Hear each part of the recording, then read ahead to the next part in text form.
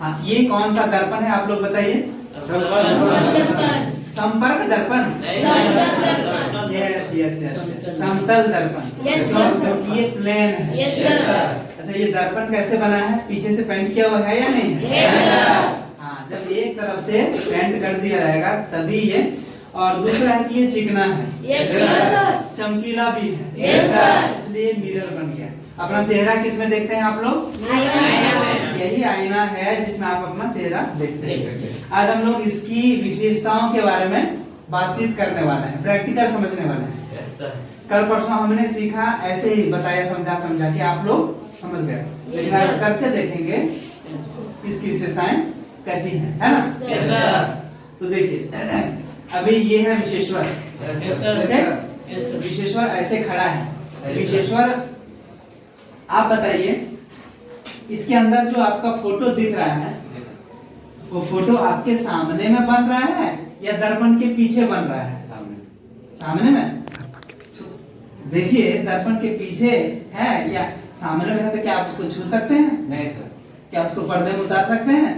नहीं। इसलिए दर्पण के पीछे है। और जो दर्पण के पीछे बनेगा वो क्या होगा? आभासी प्रतिबिंब होगा, मतलब काल्पनिक प्रतिबिंब होगा। ठीक है? आपका फोटो सामने यहाँ नहीं बन रहा है, दर्पण के पीछे बन रहा है, खुद ही तो अंदर बन रहा है। ठीक है? और जैसे आप, ये पहला हो गया, इसमें बनने वाला प्रतिबिंब कैसे होता है? आभासी होता है, या फिर बोल सकते हैं काल्पनिक बनता है। ठीक है? दूसरा, अब विशेश्वर आप जितनी दूरी पर हैं दर्पण से, मिरर से, ठीक है, उतनी ही दूरी पर आपको अपना फोटो भी अंदर दिख रहा होगा। दिख रहा है ना? अब आप थोड़ा सा दूर चले जाइए, देखिए फोटो भी अंदर में दूर जा रहा है। हाँ, इसका मतलब हुआ दर्पण से वस्तु की दूरी जितनी होती है उतनी ही दूरी होती है दर्पण से प्रतिबिंब की भी दूरी उतनी ही होती है। ठीक है? वस्तु से विशेश्वर की दूरी मान लीजिए है 5 फीट। तो दर्पण के अंदर भी जो फोटो बन रहा है उसकी भी दूरी होगी 5 फीट। दूसरी विशेषता समझ गए? तीसरी विशेषता देखिए, अभी विशेषण जो है अपना हाथ उठाएंगे, आप हाथ उठाइए, राइट हैंड। विशेषण को तो लग रहा होगा कि ये हमने दाहिना हाथ उठाया है। ठीक है? लेकिन इसमें फोटो तो इधर से है। फोटो इधर से है, इधर से हम देखेंगे हाथ किधर है? मेरे बाहिर साइड है, जबकि विशेषण ने उठाया है दाहिना। इसका मतलब हो गया कि समतल दर्पण में बनने वाला प्रतिबिंब जो है वो उल्टा होता है, लेकिन ऐसा उल्टा नहीं कि माथा नीचे और पैर ऊपर, ऐसा नहीं, पार्श्व उल्टा। दाहिना का बायां दिखता है और बायां का दाहिना दिखता है। दिख रहा है ना? विशेषण को लग रहा है कि दाहिना हाथ उठाया, लेकिन आप देखिए फोटो इधर से बन रहा है। तो मेरी तरफ से ये बायां में है ना? दाहिना हाथ उठाते हैं तो आपको बायां में नजर आता है, और बायां हाथ उठाइए तो इनको दाहिना नजर आता है। इसको हम लोग बोलते हैं पार्श्व उल्टा। ठीक है? साइड रूप से उल्टा बनता है, बायां का दाहिना और दाहिना का बायां। तो 3 हमने नियम जाने।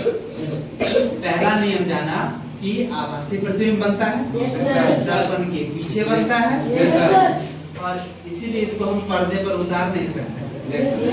दूसरा हमने जाना कि दर्पण से वस्तु की दूरी जितनी होगी दर्पण से प्रतिबिंब की भी दूरी उतनी ही होगी। तीसरा जाना कि इसमें बनने वाला जो प्रतिबिंब है वो पार्श्व उल्टा बनता है।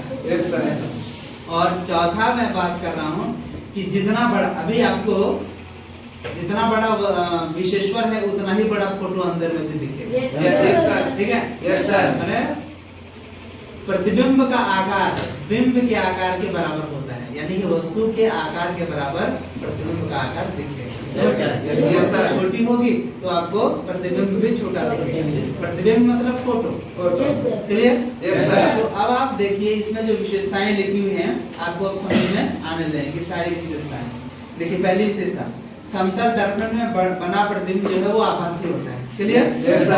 क्योंकि उसको हम लोग छू नहीं सकते हैं, सामने में नहीं है, दर्पण के पीछे। समतल दर्पण से बना प्रतिबिंब दर्पण के पीछे बनता है। क्लियर?